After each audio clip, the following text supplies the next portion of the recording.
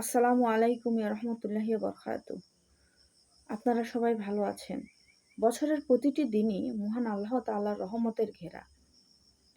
তবে কিছু দিন বা সময় এমন থাকে যা অন্য সব দিনের চেয়ে বিশেষ মর্যাদাপূর্ণ। তেমনই একদিন হলো ইয়াউমুল আরাফা বা আরাফার দিন। জিলহজ মাসের ৯ তারিখ, যা মূলত হজের দিন হিসাবে পরিচিত।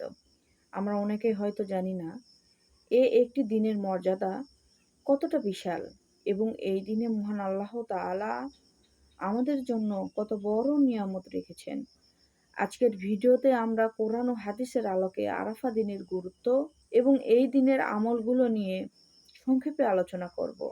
পুরো ভিডিওটি মনোযোগ দিয়ে দেখার অনুরোধ রইল। প্রিয় দর্শক, আরাফার দিনটি কতটি গুরুত্বপূর্ণ তা পবিত্র কোরআনুল কারিমে একটি আয়াত থেকে বোঝা যায়।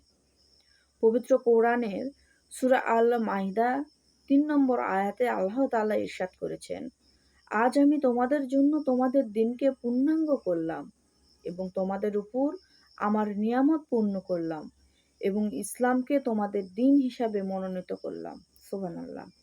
ইসলামের ইতিহাসের দিকে তাকালে আমরা দেখতে পাই এই মহান আয়াতটি নাজিল হয়েছিল জিলহজ মাসের ৯ তারিখে আরাফার দিনে, যখন হযরত মুহাম্মদ সাল্লাল্লাহু আলাইহি সাল্লাম বিদায় হজে খুতবা দিচ্ছিলেন।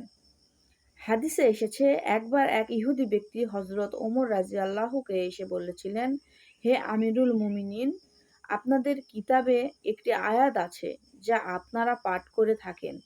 তা যদি আমাদের ইহুদি জাতির উপর নাজিল হতো তবে আমরা সেদিন দিনটিকে ঈদের দিন হিসাবে উদযাপন করতাম। হযরত ওমর রাদিয়াল্লাহু তাআলা জিজ্ঞেস করলেন, কোন আয়াত? তখন সে এই আয়াতটি পাঠ করল। হযরত ওমর রাদিয়াল্লাহু তাআলা তখন উত্তর দিলেন, আল্লাহর কসম, আমি অবশ্যই জানি কোন দিন এবং কোন স্থানে রাসূলুল্লাহ সাল্লাল্লাহু আলাইহি সাল্লামের উপর এই আয়াত নাজিল হয়েছিল। এটি আরাফার দিনে জুম্মার নামাজরত অবস্থায় নাজিল হয়েছিল। সুবহানাল্লাহ। তার মানে এই দিনটি হলো দ্বীন ইসলাম পূর্ণতা পাওয়ার দিন। এবার আসুন জেনে নেই হাদিসের আলোকে এই দিনের ফজিলত বা মর্যাদা কেমন। যারা হজে যেতে পারেনি, আমাদের মতো সাধারণ মুসলিমদের জন্য এই দিনের সবচেয়ে বড় নিয়ামত হলো রোজা বা সিয়াম পালন করা।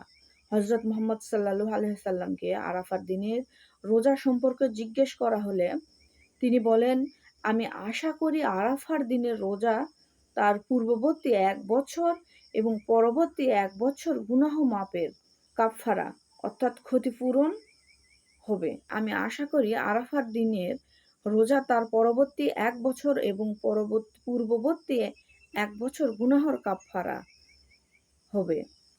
একটু ভেবে দেখুন, মাত্র একটি রোজা রাখার বিনিময়ে মহান আল্লাহ তাআলা আমাদের পেছনে ১ বছর এবং সামনের ১ বছরের ছোটখাটো গুনাহ ক্ষমা করে দেওয়ার সুসংবাদ দিয়েছেন। সুবহানাল্লাহ।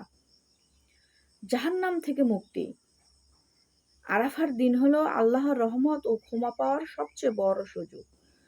রাসূলুল্লাহ সাল্লাল্লাহু আলাইহি সাল্লাম বলেছেন, আরাফার দিনের চেয়ে অন্য কোনো দিন এমন নেই যেদিন আল্লাহ তাআলা তার বান্দাদের এত অধিক সংখ্যায় জাহান্নাম থেকে মুক্তি দেন। সহিহ মুসলিম।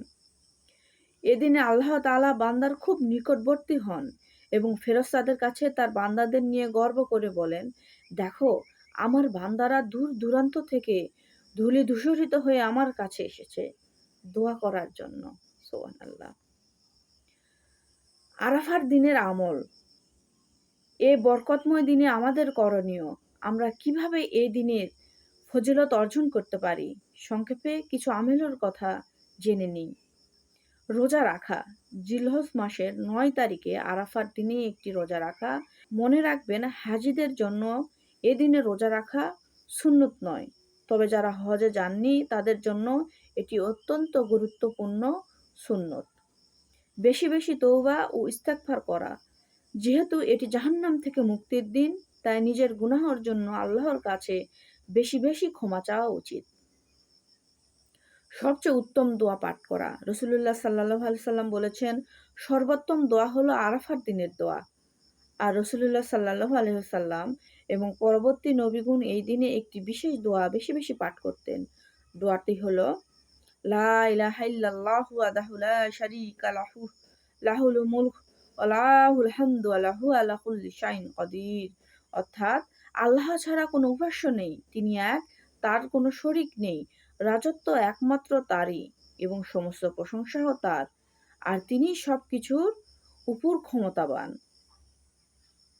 প্রিয় ভাই ও বোনেরা, বছর ঘুরে আরাফার দিনটি আমাদের জীবনে একবার আসে। জীবন কতক্ষণ স্থায়ী আমরা কেউ জানি না।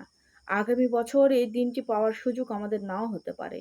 তাই আসুন এই মূল্যবান দিনটি হেলায় না হারিয়ে ইবাদত, জিকির ও তওবার দোয়ার মাধ্যমে কাটানোর চেষ্টা করি। ভিডিও যদি আপনাদের ভালো লাগে এবং তথ্যগুলি উপযোগী মনে হয় তবে অন্যদের সাথে শেয়ার করতে পারেন। আপনাদের কোনো মতামত থাকলে কমেন্টে সেকশনে জানাতে ভুলবেন না। আজ এই পর্যন্ত, দেখা হবে পরবর্তী ভিডিওতে ইনশাআল্লাহ। আসসালামু আলাইকুম ওয়া রাহমাতুল্লাহি ওয়া বারাকাতুহু।